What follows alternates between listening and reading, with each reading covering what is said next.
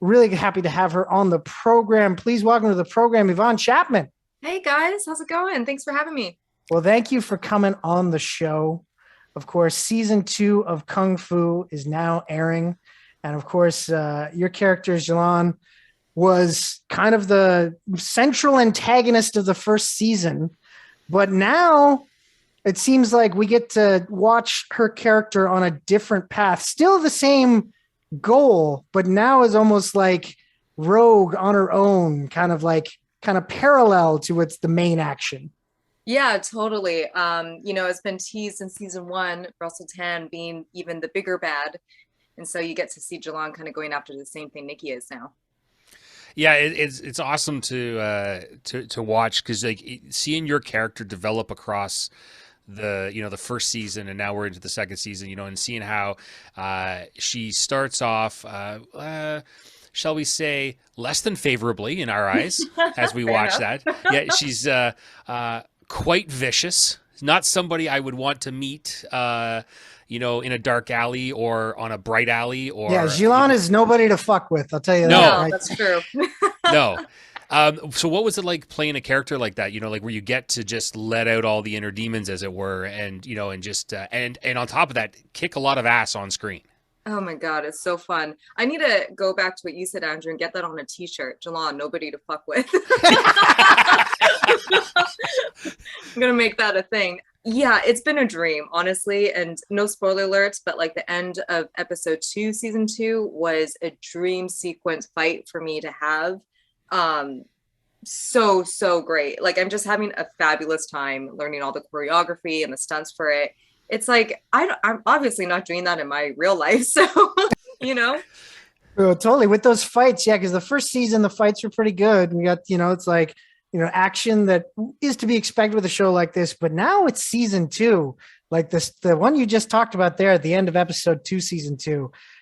You guys have really heightened your game. That was a lot of fun to watch go down. The choreography in that was amazing. It must be amazing working with such a highly skilled stunt team. Oh my God, yeah. Shout out to them. They have really elevated the fighting. Like the fighting was great in season 1, don't get me wrong, but this time it's like now we know what the show is, we know what we can play with, and they really have integrated all the fights to evolve along with the story. And that's what we're seeing, is that as Jalon changes, so does the fight choreography. And it's been a kind of a thrill to do. Now, when the team puts those fights together, do they show you guys like a pre-visual of it? Yeah. And I don't know if all stunt teams do this. I don't think all stunt teams do. But what I really appreciate about ours is like they go and film it within the stunt studio. And they even put special effects in there and sounds and music to kind of give the whole feel. And so they show that to the cast, they show that to the showrunners and the directors of the episode. And everybody has a really neat idea of what it actually is going to play out. And usually it's actually pretty close to these videos that they preview. But they're so much fun to watch. It kind of gets us all amped for it too, So I like with that, obviously you guys, you practice a lot. There's a lot of safety involved in a stunt situation but things sometimes go wrong. Have you guys had any, like near misses, like the foot gets a little too close to the face as you're doing the stunt? Has that happened on set? It's been entirely my fault that this happened because Okay. there's only been one thing in rehearsal that happened. It was a total by accident, but again, my fault, because the way that they are always so careful. Let's just put that first and foremost. They make sure that we have the proper padding. They go through every single step of choreography, putting our safety at the forefront of every single fight, every single move. I made the mishap of stacking my head. And what I mean by stacking, like putting it directly behind the stunt guy, and he accidentally headbutted me. And it actually didn't hurt. It just sounded like it hurt. So anyway, that was one thing that happened. And it was really funny. He's so sweet. He was like, he felt so bad. He knew I was not going to accept like any kind of gift or apology. I'm like, dude, this was my fault. But there's been a running joke behind the scenes with me and one of the stunt coordinators about our love of cheese. For some reason, I know this is going on a bizarre turn here. No, who doesn't love cheese? I love cheese. We're all about the cheese, and big fans of cheese. It's so weird, but the guy who accidentally headbutted me, he's like, man, I need to get her something. I feel so bad. I know she keeps saying no, but what should I get her? He's like, well, you just get her some cheese. And so I got this like $100 gift card for cheese, and I'm like, I'm still working through it. But anyway, that's very good. That's pretty good. So like, he didn't settle on one cheese. He gave you the option to get many different cheeses. That's great. Many cheeses. So many, but I did share. I didn't have like 20 pounds of cheese to myself. I did share. But it was tempting though, right? It was tempting. It was tempting. And let's be honest, I got the cheese. I brought it to people, but I ate most of it. So, you know. There you go. Well, you gotta stay in shape. So you can't be eating all the cheese. That's what happened to me. I used to be, He was 98 pounds. It was crazy. I was. And then he found the cheese. Oh, the cheese. Sweet cheese. You know what? It's worth it. You still look great. It's fine. Whatever. Yeah, it suits him. It suits the way he looks. Totally. Oh, man. So with Jilan, though, of course, one of the biggest things for her personally was the relationship with Kerwin, which has been touched upon in this season. With, of course, the last episode, the two characters finally meeting up again. What was it like to shoot that scene? It was a lot of fun. And because it was integrated with the fight, it was cool to have that emotional aspect tied into the choreography as well. So we had the certain beats in there, with like the pregnant pauses and the looks between them. So we can give that kind of air and satisfaction for the audience so that they can see what was going on emotionally. But a lot of it was like just the fighting against these two. And it was kind of an opportunity to, in the fight, you notice that Kerwin's getting a lot of his hits in. And Jilan's like, hey, I deserve this. I'm just kind of on the defensive, on the back foot. So again, like the stunts and the choreography of the stunts are really tied into the emotional aspect of the characters. So it was fun. Yeah, that's one of the things about the show that I was really struck by, because I came late to the party, as it were, right? Watching the show and getting ready to speak with you. And I was watching it, and like, I watched the old shows. I've seen those when I was growing up and everything like that. And watching this, it was interesting to see the different take, and in particular, like how well you guys overall integrate elements of family and these personal stories in and amongst all of the chaotic action in this world, spanning story about mystical, elements and, and what's going on there, and power grabs and all that. But at the core of it, it's still always about family. And, in Nikki's case, it's her immediate family, like in the moment. And in your case, it's the past, like Jilan's family situation just haunts her like constantly. Yeah. And, I obviously, like, that's going to be, I'm assuming, is interesting to play for you as an actor. Oh, absolutely. And there's so much more to be revealed about that as the season goes on as well, is even more so about her past and the motivations behind that.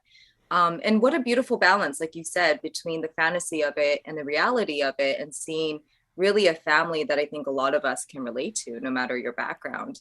Credit to the showrunners and the writers of the show. They've been able to really find that beautiful middle ground for everybody to enjoy.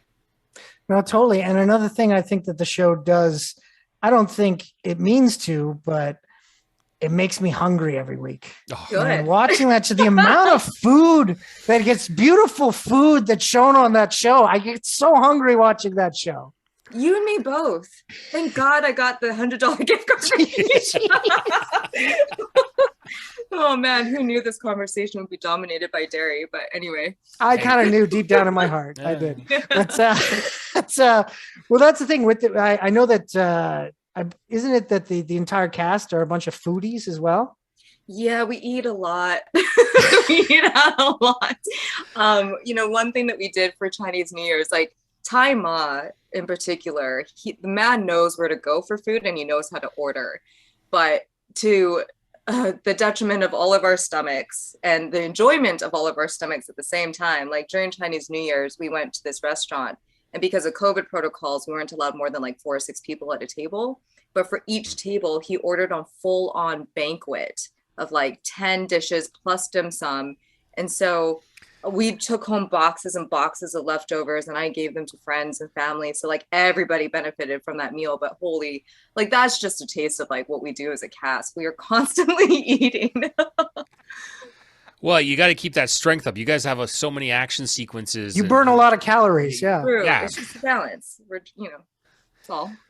Now, I want to change gears just slightly for a quick second, because I know it's only going to be a quick second, because I know you really can't talk about it that in detail. But of course, you're going to be in another classic franchise coming soon to the small screens everywhere on Netflix, and that's in Avatar: The Last Airbender. And you're playing a character who maybe a little bit like Jilan in some ways, like it's totally badass and totally kicks some ass in Kyoshi. And I was just wondering, in that regard, like what was that like coming in to work on that set, compared to say like Kung Fu and some of the others? I mean, they're so different in their own right, but the Avatar set was equally just as amazing to be on as Kung Fu is. And I can't say too much about it, but I will say from what I've seen, from just the screen grabs of what they were shooting, from the costuming to the makeup to everything, fans of the animated series are going to be so happy. It is unbelievably good, you guys. And I am so excited for everyone to see that. I don't know when it's coming out yet. But oh my God, I can't wait to see it. I'm definitely going to be tuning in for the whole thing. And I was just beyond thrilled to be included in that project. That was a dream for me too. Yeah, I'm gonna be impressed to see you in full makeup. That's you didn't recognize me. That's for sure. Yeah, no, because I was when I saw the character you were playing, I had to like refresh my memory because it'd been a while since I watched, and I was like, oh, that's gonna be like, was that intensive in the like, or was that pretty simple to put on for you, each day to do the? Oh, very intensive. Like the makeup team on that is phenomenal. Like the stuff that they're doing with just not even just the makeups, but like the prosthetics and everything that you're going to see on the show is unbelievably good. I think when we're doing the makeup test, it took about 3 hours because it's anyway, no spoiler alerts, but nope. It's really good. You guys will see it. That's awesome. Now, of course, Airbender, great cast there. Kung Fu, great cast there. And those one both very active kicking and punching casts. But one show where you didn't have to do any kicking and punching cast that I was also really great cast to see there was Family Law. Yeah. So what was it like working on the set of that show? Oh, that was so fun as well.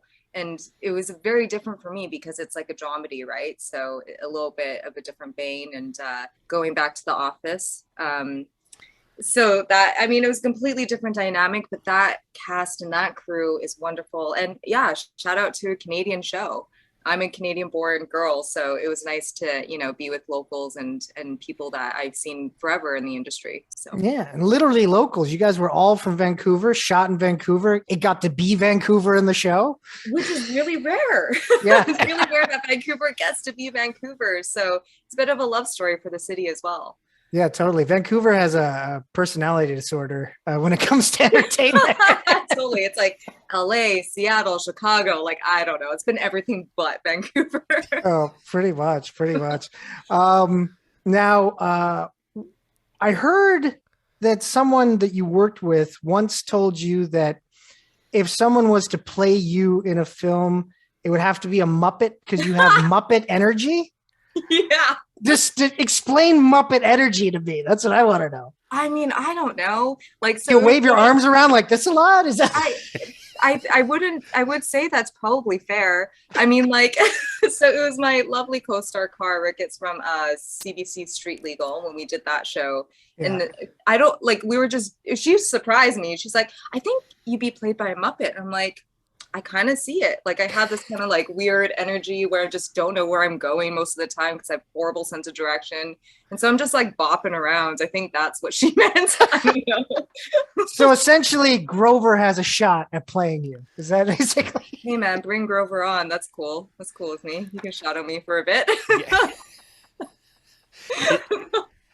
So with that kind of energy, does that do you ever find that that's difficult when you're on set sometimes, like when you're acting, like that you just kind of gotta you gotta contain that energy? Because like I look at Jilan and she's not like bopping all over the place. She's very controlled and and totally focused.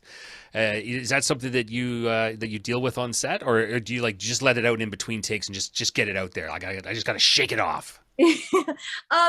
Sometimes I would say the energy is most problematic when, even though we shoot in the same studio for 2 years now, I still don't know my way around it because that's how horrible my sense of direction is. And so I'm just like kind of waving and going around and looking around like a Muppet, not knowing where I'm going. I need breadcrumbs or a candy trail or something. That's when it's problematic for me. It's like, I just need to find someone and have like a rope and find my way back. Oh my God. You need the hospital lines. You just need to, that's what they need to do on the floors. That would make life easier. Yeah, and they'll probably say like for Yvonne on the thing because everyone else knows their way around but me. That's that, and then leave cheese at certain points. Yes. Great. Exactly. Man. Oh man, yeah. I gotta say, after hearing that, I'm a little worried for you, but I think I'm also a little worried for you based on some tweets you put out there just last week. Lunch was a handful of caramels and a leftover donut. I need to go grocery shopping. Yeah. And it isn't until March, that was on March 17th. Isn't until March 22nd that you reveal that you did go grocery shopping. I'm worried for you. We got to make sure you get the proper amount of sustenance. Well, in between that, I chipped away at my gift card and then I did some Uber Eats, but okay. But on my follow-up tweet, I did talk about some vegetables, did I not? Well, yes, you said if tomatoes are a fruit, then ketchup is a smoothie or I'm growing up. I can't argue that logic. Right? I mean, yeah. Anyway, I try doing healthy. I honestly, when I was growing up, as far as ketchup is concerned, I totally would agree with you. I was just a ketchup-holic as a child. So knowing that I wish I had known to argue it as a smoothie. That would have made my life a lot easier with my parents. Well, now we know, just bringing up the youth in the right direction. And you also mentioned that red onions are clearly purple. So that makes me wonder, it's like, who made that mistake? Was the first person who found the onions colorblind and just thought they were red onions? And then someone responded, they're like, so are blueberries. I'm like, oh my God. You're right. It's just, what is going on? Anyway. Oh yeah, no, you're right. Sorry. I was thinking red for a second, but no, they're purple. Yeah. Yeah. So we have a bunch of culinary colorblind people out there who are they're naming different fruits and vegetables by colors. And it's like, no, you're wrong. You've cracked the code here. You figured it out. Everything is a lie. Yeah. Everything is a lie. I just picture you now go to the grocery store, sticking a sign up above each of the vegetables. Lies. It's all that's big vegetable for you, right? Like that is big vegetable, man. Just ruining all of our lives. Oh well, Yvonne, I want to thank you for coming on the program. It's been a delight talking with you, and we learned some stuff. We did learn some stuff. I think the next time we have you back on, we're definitely going to talk more about food and the things that we've all personally discovered. We'll bring our discoveries to the table. Let's bring all the lies and discoveries to the table. I'm looking forward to it. That's right. We're going to expose the grocery business right here the next time you're here. Big grocery going down. Yeah. I'm down for it. Fantastic. Awesome. Well, Yvonne, I look forward to more people getting to check out Kung Fu. And of course, Avatar when it does come out. And thanks so much for coming on. Oh, thank you guys. This was a blast. Have yourself a great night. All right, you too. Take Thanks, care. Yvonne. Bye. Bye.